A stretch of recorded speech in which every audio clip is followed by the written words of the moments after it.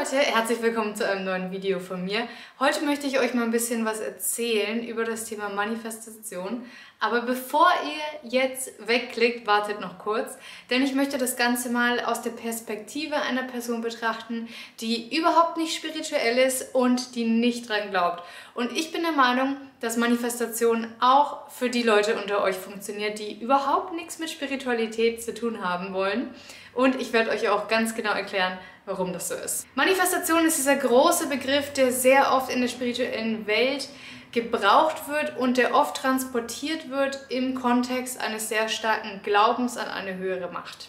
Und obwohl ich der Meinung bin, dass Glaube das Ganze noch verstärkt, bin ich trotzdem der Meinung, dass man auch ohne den Glauben an etwas Höheres die Manifestation anwenden kann und zu seinem eigenen Vorteil nutzen kann. Wir sind ja jetzt gerade im November und spätestens im Dezember werden sich die ein oder anderen von euch wieder mit ihren Jahreszielen beschäftigen und sich überlegen, was sie denn nächstes Jahr im Jahr 2023 so umsetzen wollen. Und in diesem Zuge werdet ihr vielleicht auch über Themen stoßen, wie zum Beispiel Vision Boards oder Jahresziele oder vielleicht auch einfach nur Manifestation als Begriff, der euch hier und da begegnet.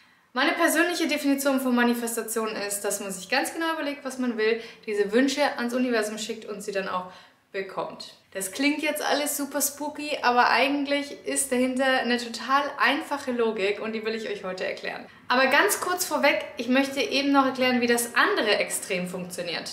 Die Personen, die sehr, sehr gläubig sind, definieren Manifestation oft als eine Art Wunsch an ein Paralleluniversum, das bereits existiert. Es wird oft so beschrieben, dass man eigentlich schon alles hat oder haben kann. Man muss sozusagen nur die Hand aufhalten. Man schickt also seinen Wunsch ans Universum und bekommt ihn dann auch relativ zeitnah geliefert, wenn man es denn richtig macht. Und es gibt eine gewisse Anzahl an Manifestationsexperten, seien sie nun wirklich Experten oder nicht, die hier auf YouTube sehr viele Videos dazu machen. Ich selbst würde mich nicht als Manifestationsexpertin bezeichnen, obwohl ich sagen muss, dass ich das Ganze ziemlich erfolgreich anwende. Und jede Person verpackt das Ganze so ein bisschen mehr oder weniger in dem spirituellen rosa Wattepäckchen. Aber ich werde euch jetzt harte Fakten sagen, warum ich der Meinung bin, dass es auf jeden Fall funktioniert, egal ob mit oder ohne Glauben. Ich persönlich wende Manifestation sehr häufig an und eigentlich wollte ich heute ein anderes Video filmen, aber just heute, an diesem Nachmittag, hat sich ein Manifestationswunsch von mir erfüllt und ich habe es irgendwie so ein bisschen als Zeichen gesehen, da jetzt ein Video drüber zu machen. Ich verwende Manifestationen im Rahmen von Vision Boards, im Rahmen von Affirmationen und im Rahmen von der Current Me vs. Future Me Übung, die ich schon jetzt zweimal mit euch oder dreimal eigentlich sogar mit euch zusammen gemacht habe, verlinke ich euch mal unten. Okay, jetzt steigen wir aber mal tief ein, Schluss mit dem Intro und ich sage euch ganz genau, wie es funktioniert. Die Manifestation besteht darin, dass man sich vorstellt, man hätte seinen Wunsch bereits erhalten. Der Wunsch kann alles Mögliche sein. Das können neue Freunde sein, das kann was Materielles sein, wie zum Beispiel ein Auto oder eine tolle Wohnung. Das können Sachen sein, die irgendwie ein bisschen schwerer zu greifen sind, wie glücklich sein oder erfolgreich sein. Aber das Interessante ist, dass je konkreter der Wunsch ist, je messbarer der Wunsch ist, desto eher geht er auch in Erfüllung. Und im Laufe dieses Videos werdet ihr auch verstehen, warum.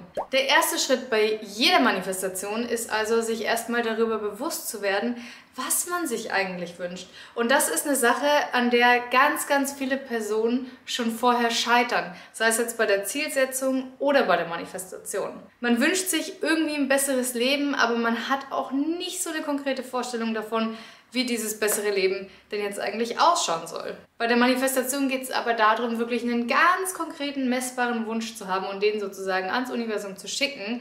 Das heißt, der erste Schritt ist erstmal zu gucken, was genau ist mein Wunsch? Wo fängt er an? Wo hört er auf?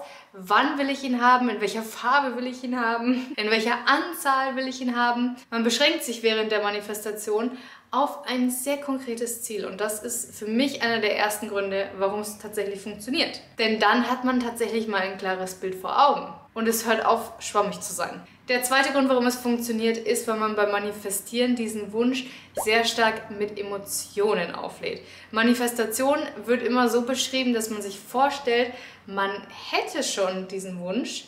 Nehmen wir mal irgendein Beispiel. Ich wünsche mir ein Cabriolet. dann würde die Manifestation so funktionieren, dass ich mir im ersten Schritt klar werde darüber, welches Cabrio ich genau will. Soll es blau oder rot sein, welche Marke, wie viele Sitze, welches Baujahr, wo parke ich das Auto, vielleicht sogar wo kaufe ich es. Das heißt, bei welchem Händler hole ich es ab, wie sieht der Schlüssel aus, den ich in den Händen halte. Und der zweite Schritt sind eben die Emotionen. Das heißt, ich stelle mir vor, ich hätte dieses Auto bereits. Ich stelle mir vor, ich möchte mich mit meiner Freundin irgendwo treffen, steige in mein Cabrio ein, öffne es mit meinem Schlüssel, drücke auf den Knopf, das Dach geht auf, ich fahre durch Santiago de Chile, der Wind weht mir durch die Haare. Es ist ein positives Lebensgefühl, es ist ein Gefühl von Genießen und ich spüre in dem Moment, obwohl ich das Cabrio noch nicht habe, wie es sich anfühlen wird. Das heißt, ich erlebe tatsächlich mit meinen Hormonen, mit meinen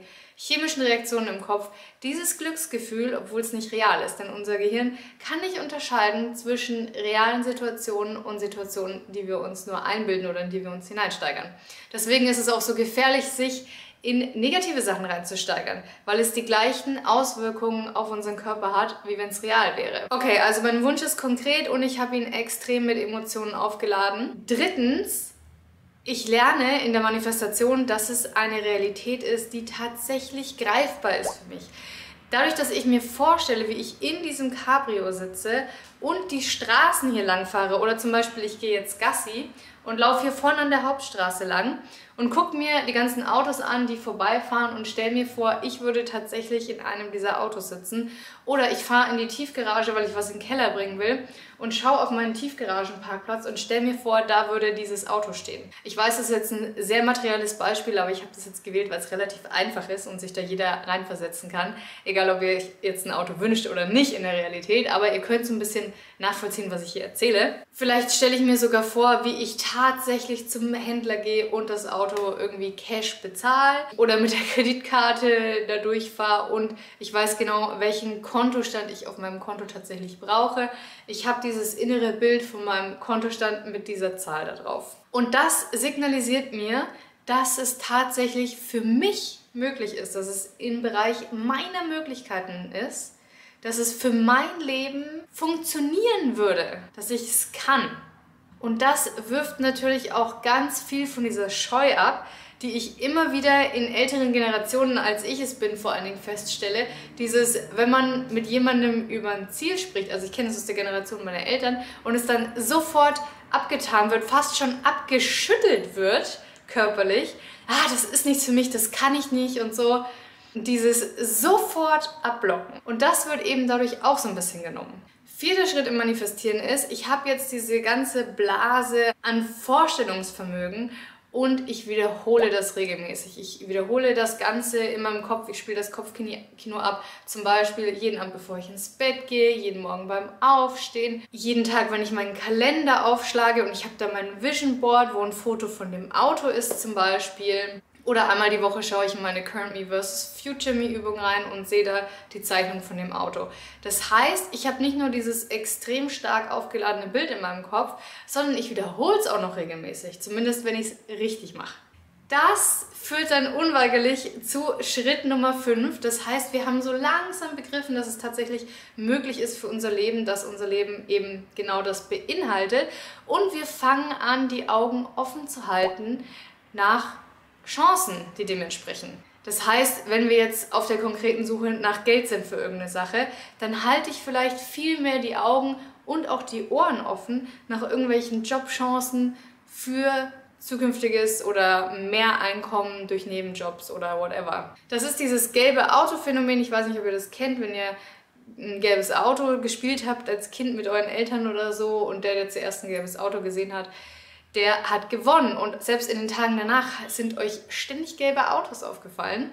Das heißt, das, worauf wir unsere Sinne schärfen, das nehmen wir auch verstärkt wahr. Das heißt nicht, dass es vorher nicht da war. Das heißt nur, dass es uns vorher nicht aufgefallen ist. Das heißt, für uns werden viel mehr in den Fokus gerückt die Wege und Methoden, die uns den Weg bereiten, sozusagen unser Ziel zu erreichen. Und es ist nicht so, als wären die Methoden nicht da gewesen, wenn wir nicht manifestiert hätten, aber wir hätten es wahrscheinlich nicht kapiert, wir hätten nicht hingehört und vor allen Dingen, wir hätten es vielleicht nicht für möglich gehalten. Aber mit diesem emotionalen Aufladen und dadurch, dass wir die Scheu davor verloren haben, tatsächlich diesen Wunsch in unser Leben zu holen, haben wir auch das Selbstbewusstsein, diese Chancen tatsächlich zu ergreifen, die in unser Leben kommen. Und das ist der 6. Punkt. Wir entwickeln das Selbstbewusstsein. Wenn wir es immer wiederholen, dann sehen wir es schon fast als Teil von uns an. Das heißt, ich bin schon der Meinung, ich hätte eigentlich schon dieses Cabrio. Es ist nur noch nicht bei mir in meiner Garage, aber irgendwo hier in Santiago ist es. Es fehlt nur noch ein kleiner Funke und dann ist es meins. Und ich stelle überhaupt nicht mehr in Frage, dass es nicht so sein könnte. Das heißt, ich halte die Augen offen und ich habe das Selbstbewusstsein, tatsächlich den Schritt zu gehen. Und jetzt kommen wir zum 7. Schritt und zum wichtigsten Schritt, wenn es wirklich um die Definition des Manifestierens geht und um diese Entwicklung von dem Glauben. Der Wunsch erfüllt sich, ich kriege das Cabrio oder was auch immer mein Wunsch war. Und dann bin ich der Meinung, wow, das Manifestieren hat funktioniert, die Methode funktioniert und ich bin viel positiver bestärkt darin, die nächste Sache auch zu manifestieren. Nächstes Jahr mein Vision Board wieder neu zu machen, wieder neue Sachen aufs Vision Board zu tun, die mich weiterbringen im Leben. Und ich habe das Selbstbewusstsein entwickelt und mit jedem Wunsch, der sich erfüllt, bekomme ich mehr Selbstbewusstsein, ich vertraue noch mehr in diese Methode des Manifestierens. Und wenn ich eine Person bin, die den Glauben ans Universum hat und daran glaubt, dass das Universum als umstehende Macht tatsächlich mir den Wunsch auf dem Silbertablett serviert hat, dann verstärkt sich natürlich auch nochmal mein Glauben darin, dass dieses Universum tatsächlich existiert. Das Gleiche gilt natürlich auch für jeden möglichen Gott, sei es jetzt Christentum oder eine andere Religion. Wenn ich ganz stark für etwas bete und dann wird mir der Wunsch erfüllt, deutet man das eindeutig als Zeichen dafür, dass Gott tatsächlich existiert. Und ich sage nicht, dass es nicht so ist. Ich sage nur, dass das irgendwie auch so eine selbsterfüllende Prophezeiung ist. Und egal aus welchem Grund ich jetzt an Manifestation glaube, ob ich jetzt denke, das ist das Universum, ob ich denke, das ist mein Gott oder ob ich einfach an die Manifestation an sich glaube als Werkzeug, das ich benutzen kann, oder ob ich an die psychologischen Fakten glaube, die ich euch gerade erzählt habe. So oder so wird es verstärkt mit jedem Mal, mit dem es funktioniert. Das Lustigste dabei ist, es funktioniert ja natürlich trotzdem, eben genau aus den Gründen, die ich euch genannt habe. Einfach weil wir uns selber psychisch so ein bisschen dahin manipulieren und unsere eigenen Ängste langsam Stück für Stück abbauen und aufhören, uns selbst zu sabotieren. Denn die Realität ist, wir alle können eigentlich viel, viel mehr schaffen, als wir glauben und viel mehr leisten, als wir denken. Einfach, wenn wir aufhören würden, uns die ganze Zeit im Weg zu stehen. Aber wenn wir ein Instrument haben, wie zum Beispiel die Manifestation, dann können wir natürlich nicht mehr diese Ausrede benutzen, dass wir irgendwie der Sache nicht würdig sind oder dass wir nicht erfolgreich genug sind oder dass wir das nicht schaffen können, sondern wir können uns von unserer Psyche her auf die Manifestation verlassen und sagen, ja, okay, ich bin vielleicht nicht erfolgreich, aber Manifestation, das funktioniert trotzdem. Und somit tricksen wir uns selber aus. Im Endeffekt setzen wir die ganzen Ziele alleine um, aber wir haben natürlich jemanden, auf den wir das im positiven Sinne schieben können. Natürlich gibt es so ein paar Sachen, die man beim Manifestieren beachten muss. Zum Beispiel, dass man sich wirklich vorstellt, man hätte die Sache schon und nicht mit so einer desperate oder mit so einer flehenden Energie daran geht, sondern wirklich mit einer positiven, selbstbewussten Energie. Denn das verändert natürlich das ganze Mindset. Das heißt, wenn ihr anfangen wollt zu manifestieren, schaut euch vielleicht das ein oder andere Anleitungsvideo dazu an, um so ein bisschen die Grundlagen zu verstehen. Ich kann euch auch sehr das Buch The Secret empfehlen, allerdings ist das ein bisschen mehr in die spirituelle Richtung, also ein bisschen mehr in die Glaubensrichtung und weniger in die psychologische Richtung. Nichtsdestotrotz funktioniert es, also benutzt vielleicht das, mit dem ihr euch am wohlsten fühlt. Aber ich kann euch nur empfehlen, es wirklich mal auszuprobieren, denn für mich funktioniert es eigentlich, sagen wir mal, zu 95%. Ich hoffe, ich konnte euch so einen kleinen Einstieg in die Manifestation geben, auch wenn ihr denkt, ihr seid nicht spirituell. Ob ihr jetzt natürlich an die Kräfte des Universums glaubt oder nicht, das bleibt euch überlassen, aber ich finde es wirklich ein hervorragendes Instrument, gerade zum Jahreswechsel. Wenn euch das Video gefallen hat, gebt ihm gerne einen Daumen nach oben und wir sehen uns ganz bald wieder im nächsten Video. Bis dann!